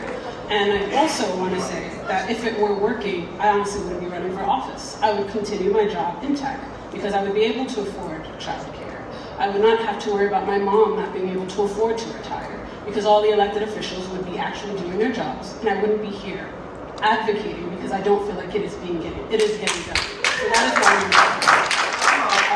when we talk about leadership and experience, I can talk about the equipment that I built for the Department of Defense. I can talk about the teams that I've managed. I can talk about the KPIs and hitting hard metrics. I can talk about the millions of dollars that I've done for big companies and being able to leverage that experience and take startups to the next level. I can speak on that, but what is more important to me is the fact that the system hasn't been working for us. It hasn't been working not just for black and brown, and yes, I'm black and brown, but also for the poor people in Woonsocket who are also white. They have been struggling as well. Yes. And if we're being even more honest about these endorsements and how they work, the education formula was actually worked on by Secretary Moore.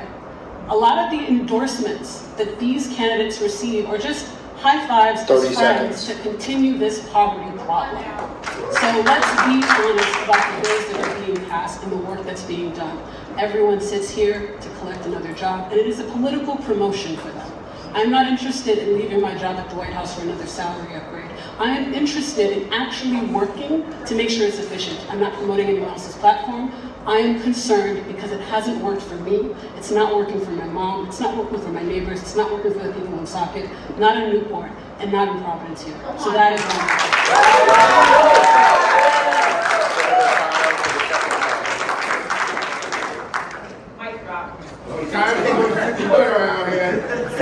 respect Stephanie a lot, and we've been working together very well. But I would like to say that representation does matter. And it takes people of color to be in elected positions to make the difference and the change.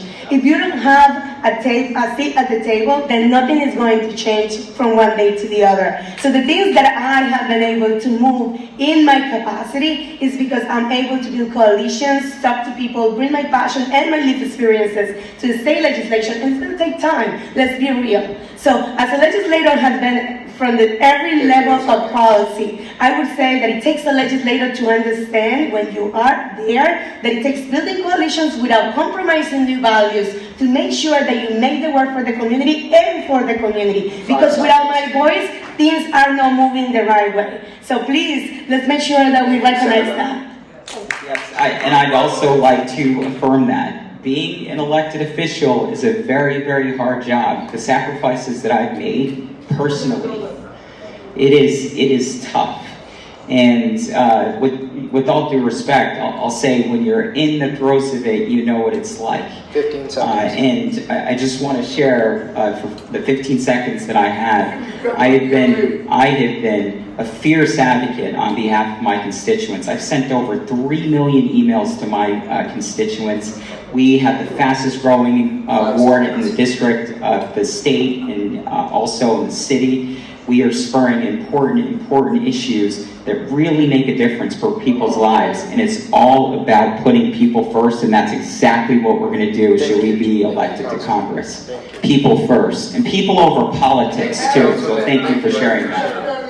Senator Quesada, please refrain from comments. Thank you. Well, one of the things that I have to say, if we want to send somebody to Washington, what difference I need from them is many things. I'm not a yes person. I make leadership uncomfortable when I don't agree with them. And some of us over here, they yes, because now they have all the support from them. But another thing is, I do what I said I'm going to do. I'm somebody who worked hard, who represent my district, I had experience. I found many legislations since I've been in the Senate from day one. And I went to Gina Raimundo, I remember when she was elected the second time, and I made her to put judges of color in Rhode Island to represent the community that we are, because we are not all the same color, and we have a very diversity community, and I think the court needs to represent the community that we represent. And because of that, we have 5 judges, African American, 1 Asian, and 2 Latino today sitting in court. And that was because I sit down with her and I said, if you don't do that, I would not support you. I called everybody in that, and who was in the Latino Black Caucus, and I made sure that everybody pledged with me to make sure that we had judges of color. We need somebody who's going to be a strong voice. We need somebody who's not going to be over there to benefit themselves. We need somebody who's going to fight for you, who was a working family, who went from a factory, who was a welfare mom, who knows what you're dealing with every day, who lost her house because of non-payment. That's me, who I went through many of the things that you went through your life. And that person, then I ask you, September 5th, vote for Ana Quesada for Congress, and I will fight for you. Thank you. I think I was referencing a few of the questions in the responses, but let me say this. I dedicated my life to service because my story is one that's similar to a lot of people here. I don't think it's super unique that my dad was born in Ghana, my mom in Liberia, and of all the places they could meet, they met here in Rhode Island. And you can go to 452 Hartford Avenue right now, see my dad working a register. You can see my mom recovering from her second knee replacement surgery. For me, the desire to be in government as a staff person was one where I thought I could contribute to the conversations, contribute to the dialogue, contribute to the outcomes, and be there to serve. And so I think any criticism of that desire is something that is something for you to assess. But I'll tell you this: in that job as a staff person, I've helped communities across this country, including communities here in Rhode Island. When you've seen a mass shooting happening in Highland Park, in Buffalo, I went and picked up the phone, called the mayor and said, how can I help you? How can I help your community heal? Marshaling federal resources with leaders across the country.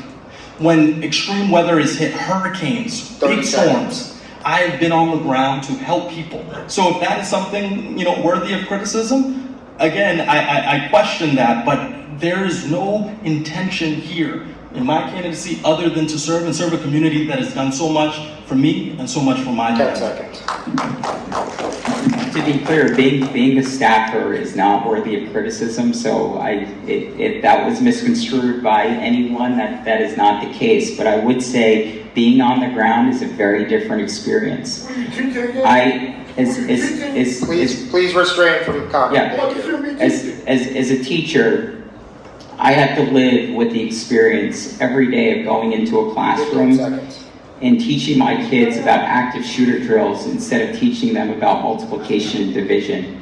That's why I'm in this fight. We need people who are going to stand up to the gun lobby. We need people who are going to hold Big Pharma accountable. We need people who are going to hold Big Oil accountable.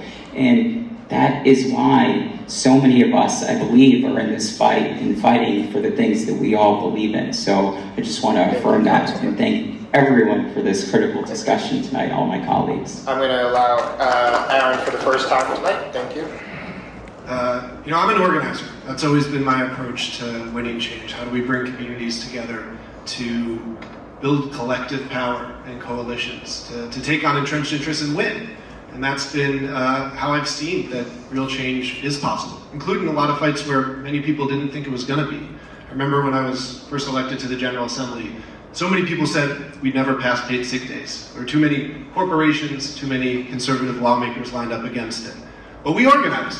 We brought workers and small businesses and unions together. We knocked on doors. I organized with my legislative colleagues, folks I agreed with, and some folks that I didn't always agree with. But you build relationships, you find points of commonality where you can move forward together. And we figured out how to get it done. So the 100,000 Rhode Islanders who couldn't before could start caring for a loved one or recovering from an illness without having to worry about losing their pay. That was the same approach I remember when I was a rep doing a tour of the Department of Corrections and starting a correspondence with some folks who were incarcerated there, and then reaching out and saying, we need you to start doing something about solitary confinement in our prisons. And I was a little apprehensive about that because looked around, didn't seem like there was much resources or capacity or funding to build a coalition that could take on the DOC and the corrections officers, very powerful interests. But folks kept saying, we need you to start this fight. And so we introduced that legislation. We started organizing. We started sharing folks' stories. 30 seconds. And when it didn't pass, we did a study commission that led to a report, which was then cited heavily in litigation, challenging the unconstitutionality of solitary confinement, which worked. Just last month, there was a consent decree ending long-term solitary confinement in our state based on a judicial opinion that also heavily cited that report. So again, I've seen that change is possible, but it takes us coming together and organizing and taking on tough fights and entrenched interests, but we can do it. Thank you. Don, 30 seconds, please. Thank you. Just a quick reflection. I don't see this as a fight, this campaign. I see this as progress, of a group of people with good intentions getting together to try to do something useful. I also don't see a lot of the world as a fight. Now, there are some things worth fighting for.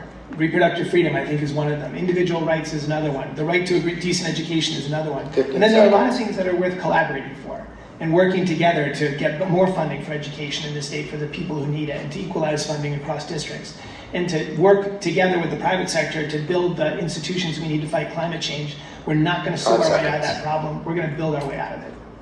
Thank you. With that being said, we will go to closing statements. We'll start off with our right. Aaron, go ahead. Closing statements. Well, again, I want to thank BLM RI PAC for the incredible work that you do, standing up for criminal justice reform, for police accountability. Thank you for being a voice in the repeal of the Law Enforcement Officers Bill of Rights, which desperately needs to go. Thank you to the Rhode Island Black Business Association, all of the incredible panelists for bringing us together, and again for the work that you do. I've got a 2-year-old. That's why I'm in this race. You know, I spend a lot of time worrying about the kind of world he's going to grow up in. You know, are kids going to be safe at school from guns and mass shootings? Are they going to have clean air to breathe and a livable future? They going to have a functioning democracy by the time they're old enough to vote? But when I'm up late at night worrying about these dangers, it's not just fear that I feel. I mean, I'm furious because none of that is an accident, right? It is not an accident that more kids die from guns in this country than anywhere else on the planet, right? It's not an accident that our climate is spiraling out of control. It's not an accident that so many working people are struggling right now while corporate profits are literally hitting record highs. You know, the gun industry, fossil fuel companies, corporate CEOs, and the Republican allies are creating and feeding these crises because they're making billions and billions of dollars off of them. But again, I also have hope. As furious as that makes me, I've seen that when Rhode Islanders come together, there's not a lot that we can't do. 30 seconds. We've won change, we've taken on entrenched interests, and I think on so many of the fights that we care about, whether it's ending the school to prison pipeline, whether it's supporting small businesses, whether it's fighting for an education system that actually works for all of our young people, whether it's taking on the gun industry to stop these terrible tragedies. You know, we need leaders who can organize and bring people together and have a record of winning real progressive policy change. And that's the work I've been doing here in Rhode Island for many years. That's the kind of work I'd be so honored to be able to contribute to in Congress with and alongside organizers and leaders and activists like all of you.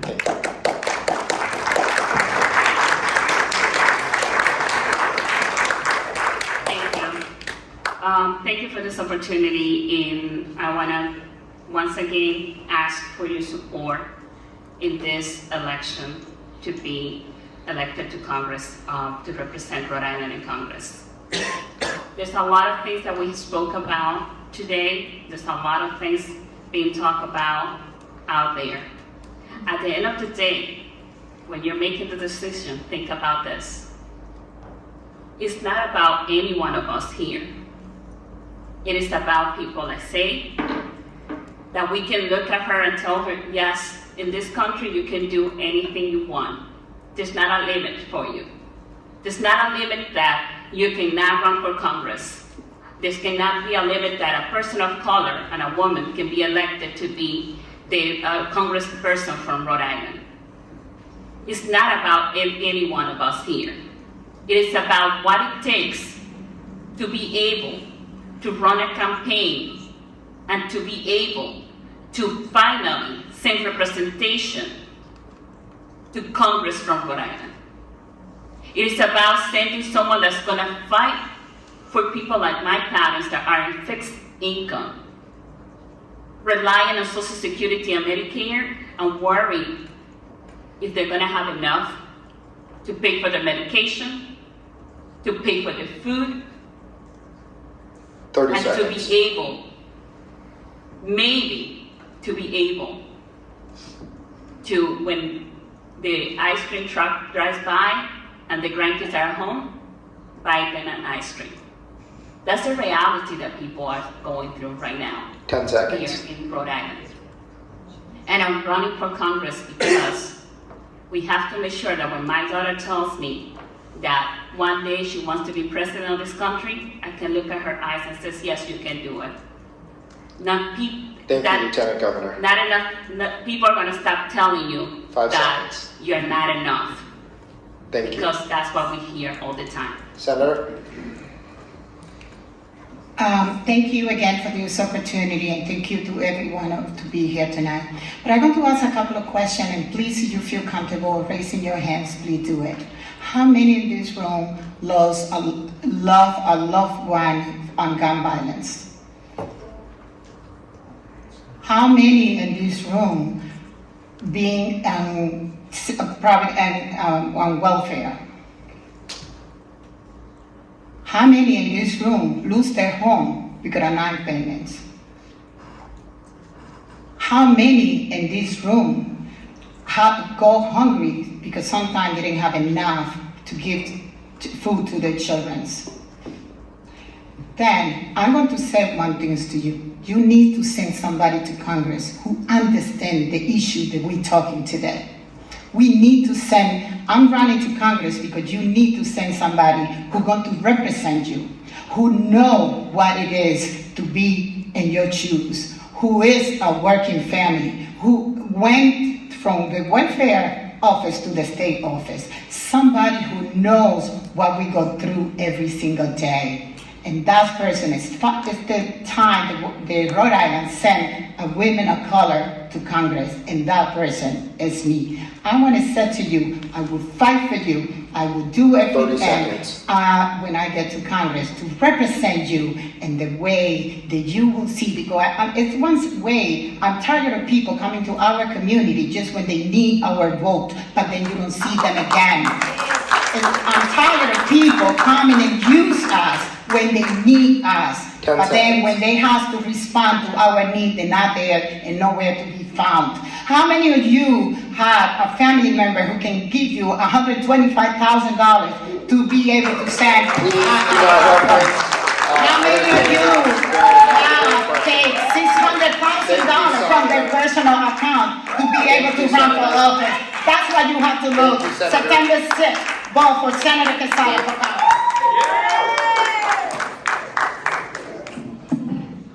Thank you to all the organizers for the opportunity. I'm so grateful to sit here, and I'm also thankful to the other people running. I know sometimes it gets contentious, but democracy is sometimes messy, and we know that, but we also know that it is worth fighting for. It's worth fighting for because we all have our stories that anchor us in doing this. For me, I often talk about my mom studying for the citizenship test.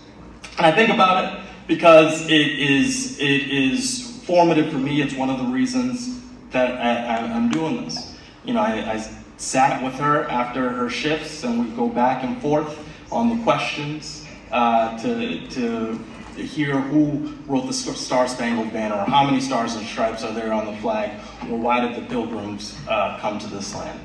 And for us, in this room, we all have our why.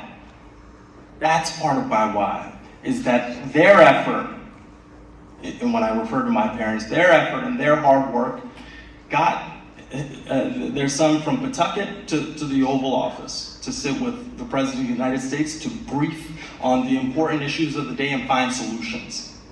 And I think that's missing in a lot of our politics. And that's why we're all assembled here. We need a government that's solutions-oriented. We need elected leadership that is focused on solving problems. We need leadership that is representative. And that's why I'm running, because I know I can provide that from day one, and I'd be honored, truly honored to have your support. But thank you for being here, and I look forward to seeing you along the trail.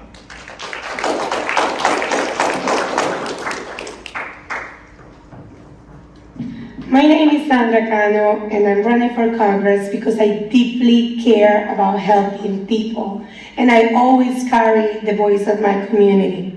I would say that my lived experiences have shaped my values and my vision as a policymaker. I witnessed gun violence myself. In Colombia, my dad got kidnapped. I came to this country as an immigrant, and I have lived racial justice and cultural divisiveness, and I have lived under the cloud of bias. I'm a mom, I'm an immigrant, I'm my parents' daughter, and I'm doing this because their sacrifices need to pay off. They taught me that I need to say thank you to this country, to public service, and also for my kids, because they deserve a better future.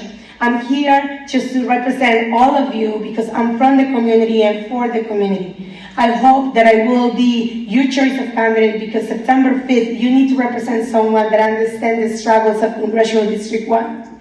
Also, I think that these are not talking points for me. These are my story. And I am able to be in the choice of everyone that have been able to express that it's important to have representation in Congress. We need high quality education, living wages for working families. The climate crisis is urgent. Access to healthcare, reproductive justice. The housing crisis is horrible every single day. Immigration reform. But this is the country that allowed me to have the American dream. And it's only possible to do change when you have the passion, commitment, and the advocacy that I have done at the state level and bring and carry that vision to that experience to the federal level. I hope you support me September 5th. Again, I'm Sandra Cano, and I hope you give me the opportunity to be your congresswoman and represent you at this federal level. Thank you. Thank you all for being here, and I want to thank my fellow candidates for all of the robust discussion tonight. My name is John Gonsalves. I'm a two-term councilman, and I'm a teacher, and I'm running to put people first. There are so many people, as we mentioned, in Rhode Island who are struggling, and that is my story. You know, I grew up in poverty to a single-parent household. It was then Congressman Cicilline at the age of 12 who again helped me to get into a local middle school, and the rest is history. Your zip code shouldn't determine your destiny, and that's exactly the reason why I'm in this fight. I've been an effective legislator at the local level. I've solved thousands and thousands of constituent service issues, and I'm trying to bring that leadership to Washington, again, to put people first. I'm horrified by the things that we're experiencing in this country. The decisions that have been made by MAGA Republicans and also the Supreme Court is our lived experience. And I'm gonna fight tooth and nail to bring federal funding back to Rhode Island. I'm gonna fight for economic opportunity and education in an equitable Rhode Island. I will fight for the most aggressive climate justice legislation, be it the Green New Deal or other important things that are going to put our climate and our people 30 first. seconds. And I'm going to fight to hold special interests accountable, whether it be the big gun lobby, big pharma, and also the special interests that operate around gun violence. We have a multiracial, multi-generational coalition that we're putting together. 10 seconds. And I hope that I can ultimately earn your support. Please visit our website at johngforcongress.com and join us in this fight. Thank you all for being here.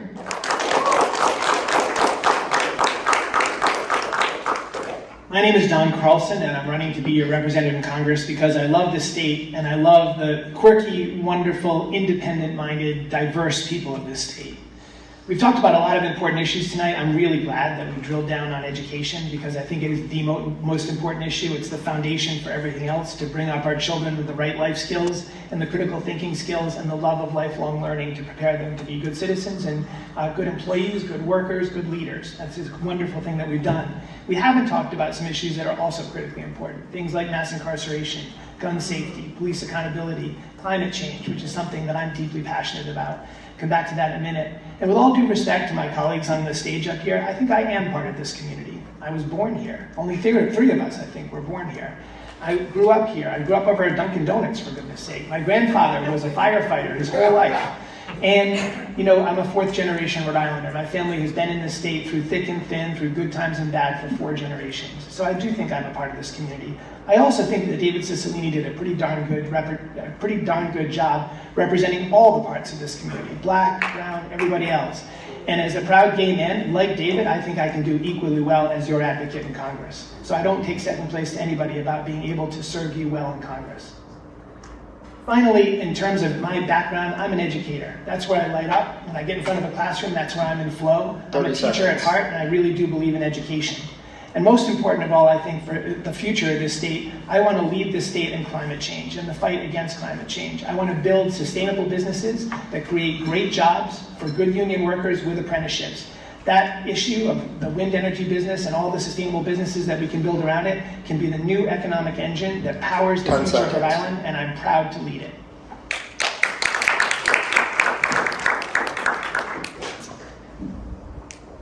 First of all, thank you for your due diligence in putting together this amazing event, and thank you for everyone for attending, being a part of the conversation. There was someone else who ran for office, and when he wanted to run for office, they told him, 1, he was inexperienced, 2, he didn't have enough money, and 3, it wasn't his turn. That person and I share the same birthday, actually. It's Barack Obama. They told him it wasn't his turn. They told him he didn't have the resources, and it was Hillary's time. It's my time. Come on now.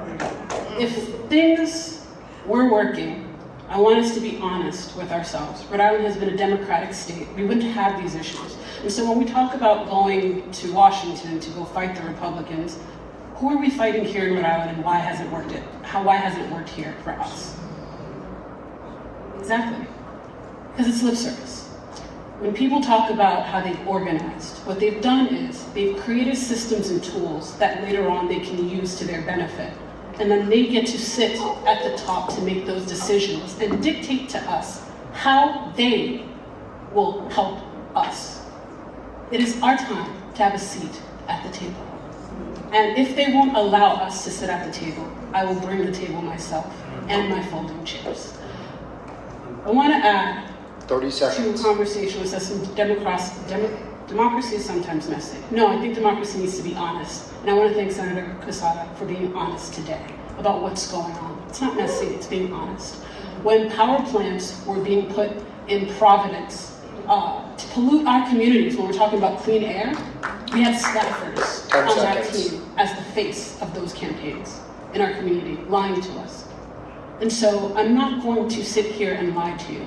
I'm going to Congress to work for you because it's been broken in Rhode Island and it hasn't worked for us. So please go to beautyforri.com. And today is my birthday. I'm asking everyone to give confidence to me on my birthday. And let's get on the debate stage because these fellas know they can't take me one-on-one. So let's make sure everybody hears it on the debate stage. Thank you so much and happy birthday. With that being said, thank you everybody for being here. Thank you to the candidates. Thank you to the panelists. That wraps up our debate.